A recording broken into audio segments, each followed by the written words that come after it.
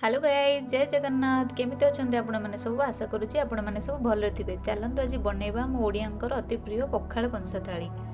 ओडिशा छाड़ी बाहर रहिला समय रे को ओडिया बा पखाल कंसा को मिस न करंती। आपण माने भी बाहर रहि के पखाल को मिस करंती ना संग माने? सी धनी हो बा गरीब किंतु पखाल कंसा माने आमे ओडिया आम पखाल कंसा भारी बढिया थाली माने सेतरे चिंगुडी बेसरटा तो निहाते जरूरी। ता संगे के खाइबाटा पूरा आज थिला रविवार मु आ मो स्वामी मिसी बाहर गलु माछ मार्केट। देखुन आंटी एटी रोड केते सुंदर देखा जाउची। कथा हो आमे पहुंची गलु लेक पाखरे। एटी देखंतु लोक माने माछ धरिकी बिक्री करूचंती। हेले कोन लाभ सांग माने आमे पहुंचु ए माछ को जणे ऑलरेडी किनी सारी थिले। सेनु आमे लेट न करी आउडिका आगु को जाइके देखला बेलको सेठी भी बड़ माछ संपूर्ण सरी जाइतिला, केवल चुना माछ थिला।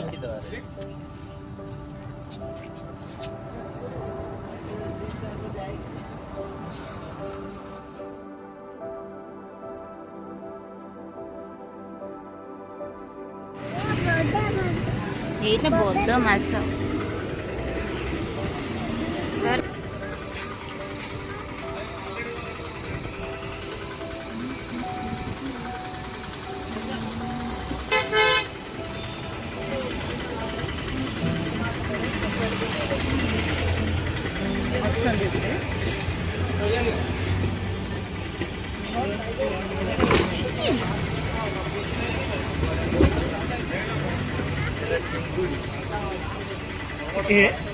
ఏంది పోయి బాలో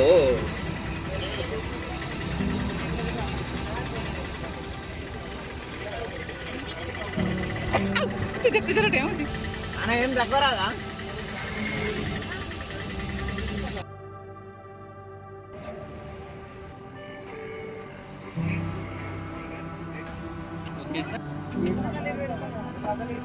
छोटा वाला दे दो। छोटा कतला है, ओनली रोहू। ओके, आओ 1.5 है।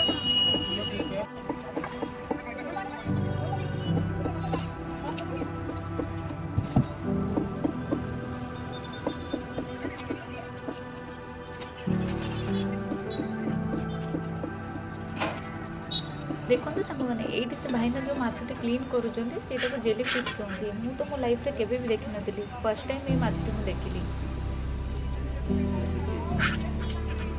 एटा जेली फिश केंते भाजी खांदे।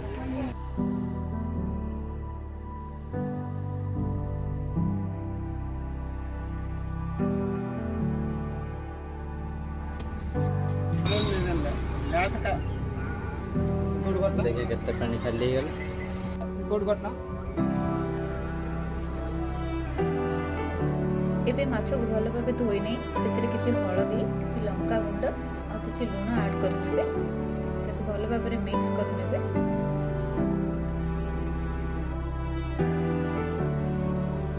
एठी मु कड़ाई बसै दे अल्प सोरिष तेल नै जायछि। सोरिष तेल टिक गरम हे गला परे सेतिर माछ को छाडी देबे।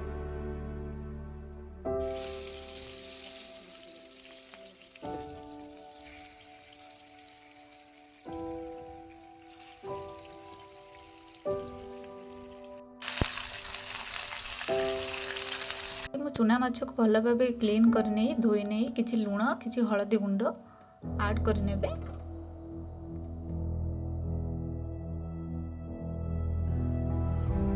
पखाल कंसा माने से तो बड़ी चूराटा निहाती थिबा दरकार। घर आसला समय रे मो किसी बड़ी देथिला तो एबे देखंतु अल्प तेल रे किसी बड़ी ऐड कर नेबे। ताको भल भाव भाजी नेबे टिके नाको अल्प आंच देकी। तापर सेतिर हम किछि पियाज किछि कंचा लंका रसुण नै ताको कुटारे भल भाबे चूरी देबे। तापर देखंतु मु एटी भेंडी आ कलरा गोटा भजा करिया पई काढी नै छी। गोटा मसला पई आपण एटी किछि सोरिष किछि जीरा किछि कंचा लंका अल्प रसुण अल्प पियाज नै ताको भल भाबे पेस्ट करि नेबे। से पेस्ट को आपण परिबा को फाळो चिरा करी ता भीतर मसला को भरि नेबे। तापर अल्प आंच देकी ताको भाजी नेबे। एबे देखंतु संग माने हमर रेडी हे जे पखाल कंसा थाली। एटी मु प्रथम नै जायछि से जो गोटा मसला को देकी भाजी थिली परिबा सब किछि कंचा लंका आ किछि कटा पियाज। एटी हमर बड़ी चूरा को देखंतु मु पूरा रेडी करी चुना माछ बेसर भी एटी हमर पूरा रेडी हे जायछि। ता देखंतु संग माने केते सुंदर देखा जाउछि। ମୁଁ ଫାଷ୍ଟ ଟାଇମ୍ ଏଇ ଆଇଟମଟାକୁ ଟ୍ରାଏ କରିବି। ମୁଁ ଆଗରୁ କେବେ ଖାଇନଥିଲି। ଏଇଟା ମୋ ହଜବେଣ୍ଡଙ୍କର ରେସିପି। ଏ ରେସିପିଟା ଆପଣଙ୍କର ଦରକାର ଥିଲେ ମୁଁ ପରେ କେବେ ସେୟାର କରିନେବି। ତାପରେ ମାଛ ଭଜା ବି ଆମର ଏଠି ପୁରା ରେଡ଼ି ହେଇଯାଇଛି। ଏବେ ପଖାଳ କଂସା ଖାଇବା ପାଇଁ ପୁରା ପ୍ରସ୍ତୁତି ଅଛି। ଚାଲନ୍ତୁ ସାଙ୍ଗମାନେ ମିଶିକି ଖାଇବା ପଖାଳ କଂସା ଖାଇ। ଏବେ ସନ୍ଧ୍ୟା ସମୟରେ ଆମେ ବାହାରି ଗଲୁ କିଛି ଗ୍ରୋସରୀ ଆଇଟମ୍ ଆଣିବା ପାଇଁ।